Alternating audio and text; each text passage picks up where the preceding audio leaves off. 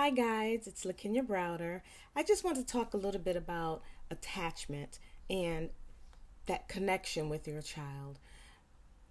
The reason why I love the phrase connection before correction is because it really defines what needs to be the foundation of our parenting, and it helps with the discipline, with coming to our child with correction.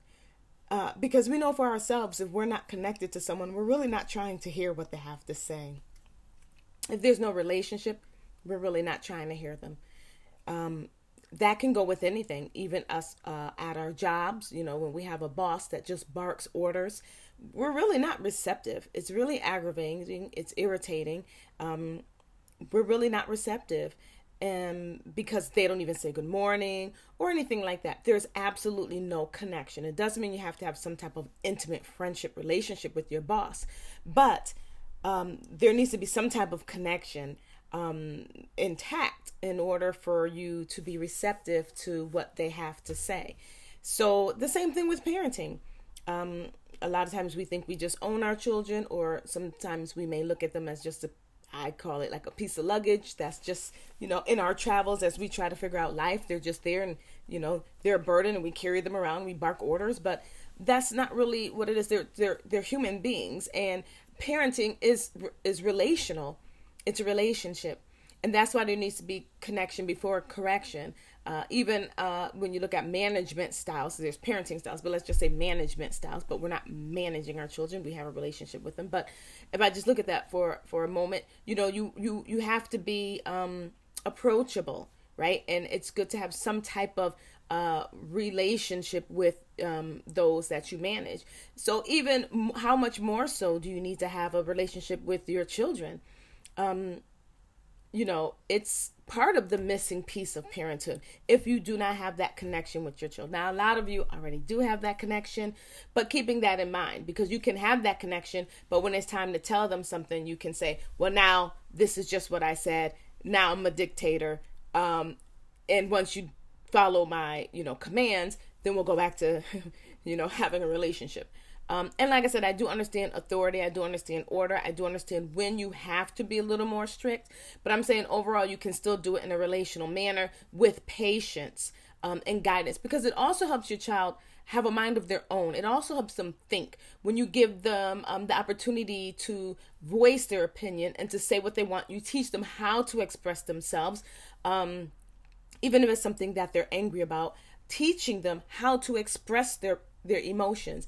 And so if you have a problem with your emotions and expressing, right, you can't do anything without yelling, then you work on yourself first, or as well as when you're working with your child. So in that instance, it would look like, you didn't clean up your room. And then the child's looking at you and you go, oh my God, I'm yelling again, right? Let me reset, rewind. You know what? I really thought you would have had your room cleaned by now, right? So you're leading by example. So when they see that you're trying to control yourself and to be more regulated, then they're like, okay, maybe I can do it. Or you're leading by example. You're showing them how. Because sometimes we can have unrealistic expectations with our children and say, what's wrong with you? Get it together. Stop being a baby. Stop crying. You can't even hear, like, all of that criticism, which is a burden. It can cause issues, and they would just suppress. And then that could cause bigger issues later on in life. So what we want to do is help lead and guide them in how to express their feelings, how to express an opinion, how to have a good, strong opinion, and still be receptive to someone else and weigh it out. So you teach those things at home. So when you say something and then they're like, well, I don't agree with that. Well, you teach them to say, I don't agree with that. How about this? Or how about this? Well, can I do it this way, Mom? Well, I don't know. I don't think that's going to work. And you only suggest that when you're going to uphold your part, right? Because we'll tell children, oh, you can come. I'm approachable. You can ask me anything. And when they do, shut up, be quiet, not now. We dismiss them, whatever we do, however we do it. And then, of course, that communicates, I don't really mean what I say. So we have to make sure we follow through on what we say. We just can't say these statements I'm approachable. You can talk to me about anything. Why didn't you ask me? All of those things, which are just, for some of us, just blatant lies. They're just lies. And after a while, our children will just play along with the lie until they can get out of the house or until they get old enough to, become an issue and really, become oppositional to everything you say. And you didn't see it coming because you were not aware of your behavior and how you related and responded to your child. And so all of a sudden they get of age and they find their voice, but it's an oppositional voice or a defensive voice. And now you're like, I don't know where this came from. And sometimes the child is not able to express it. They don't even know why they're so angry. And I'm not saying every child's anger comes from a parent, but I'm just saying you need to weigh that and reflect on that and consider whether or not this is something relevant in your relationship with your child. Because we have to reflect and see ourselves first. And that's just in anything in life. But for some reason, when we become parents, we don't believe we have to reflect on ourselves. They're just there to listen to us. And that's not true. It's relational. And without that connection, without that relationship, there's no trust.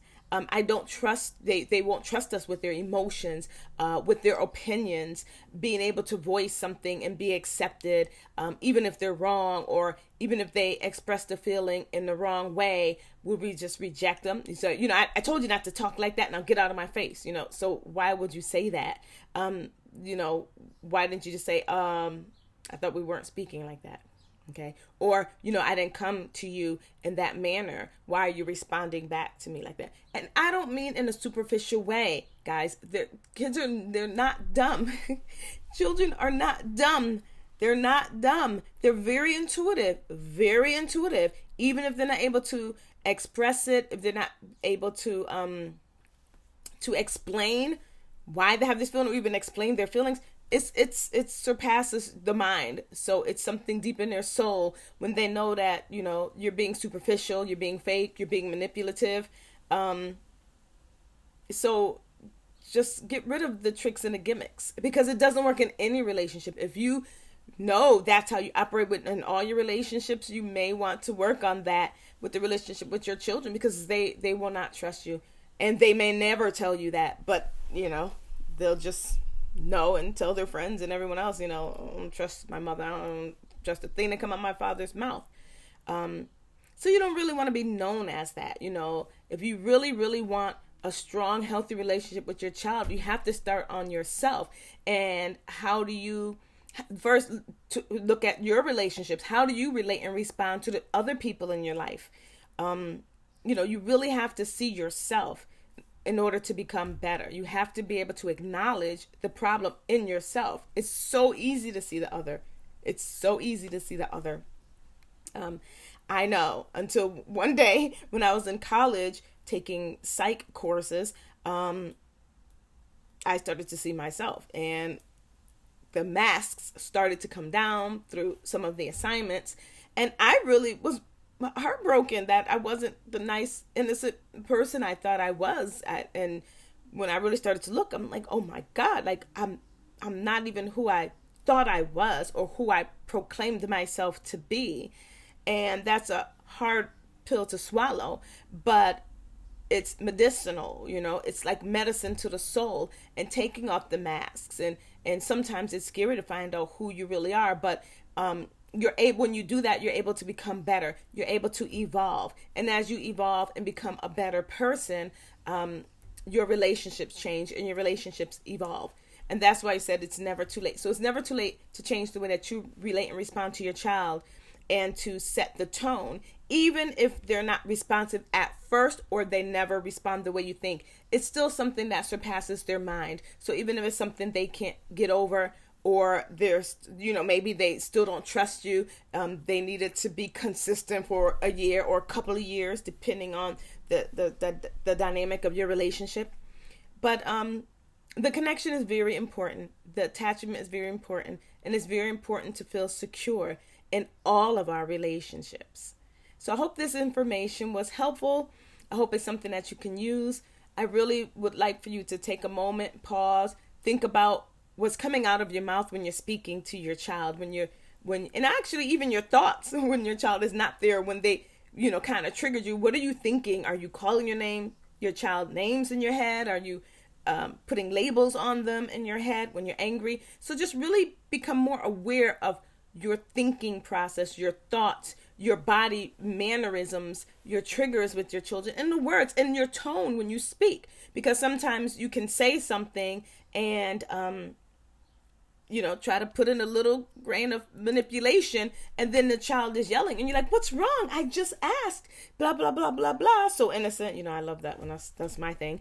And the child's triggered. And so then I started to say, oh, they're triggered. What did I do? Where was I coming from? Was I being manipulative? Was it my tone? Did I just dismiss what they said? So it's not always just about their response. Why are you yelling? You don't listen to me. I can't tell you anything.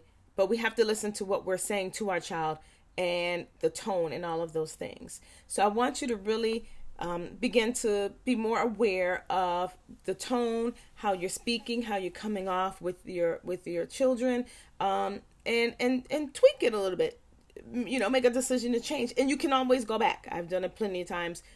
I said something and it triggered them. Then I went with it, and now we're whatever. And I go, you know what? I didn't mean to do that. I shouldn't have said that. I retract what I said or how I said it or whatever. Sometimes I'll even say, let's do it again. And I'm not going to do it. I'm like, hey, what you doing? Start all over, because I'm like, that was a mess. Let's rewind and do it again. So kind of try that with your kids, and, put it in the comments. Let me know how did it work. And after a while, don't try it. I just tried it in a child. No, you have to take time to become more aware of yourself. Take time to monitor yourself. Watch yourself. Listen to yourself, right? Listen to what's coming out of your mouth, the words, the tone.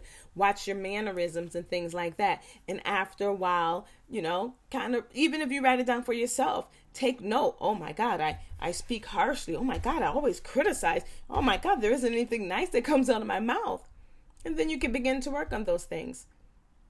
So again, let me know. Give me some feedback on how it worked out for you. Have a good day. God bless. Bye.